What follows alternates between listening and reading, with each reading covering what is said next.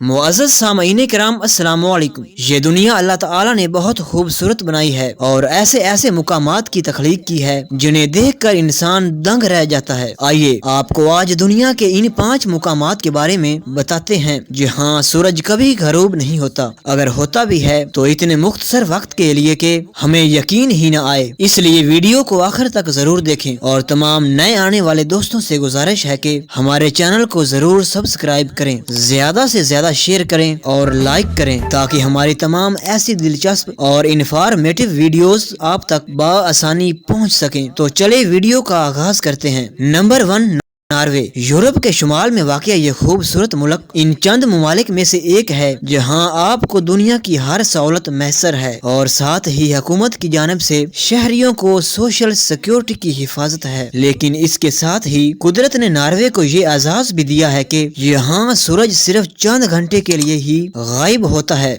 मई से जुलाई तक शुमाली नॉर्वे के कुछ इलाके ऐसे भी हैं जहाँ सूरज रात को भी आबोताब से चमकता है और यही वजह है कि नॉर्वे को आधी रात के सूरज की सरजमीन भी कहा जाता है। Number 2, Iceland. शुमाली बहरे ओकियानूस में वाक़या ये बहुत बड़ा जजीरा है जहाँ आपको खूबसूरत और दिल फरेब मनाजर, आबिशारें और जंगलात देखने को मिलेंगे। यहाँ भी सूरज कम ही गरूब होता है। Number 3, Canada. कनाडा के शुमाल में कई इलाके ऐसे हैं जहाँ दिन की लंबाई 22 घंटे तक भी होती है। इस वक्त से मुकामी लोग लुत्फ अंदोज होने के लिए मुख्तलिफ सरगर्मियाँ करते हैं जिनमें गोल्फ खेलना, पहाड़ों पर चढ़ना और मछलियां पकड़ना शामिल है। Number 4, Sweden. नॉर्वे का हमसाया ये मुल्क स्वीडन भी इन इलाकों में शामिल है जहां सूरज गरूब नहीं होता। स्वीडन के दारुल हुकूमत स्टॉकहोम में सूरज तकरीबन रात 1 बजे गरूब होने के बाद सिर्फ 3 घंटे बाद यानी 4 बजे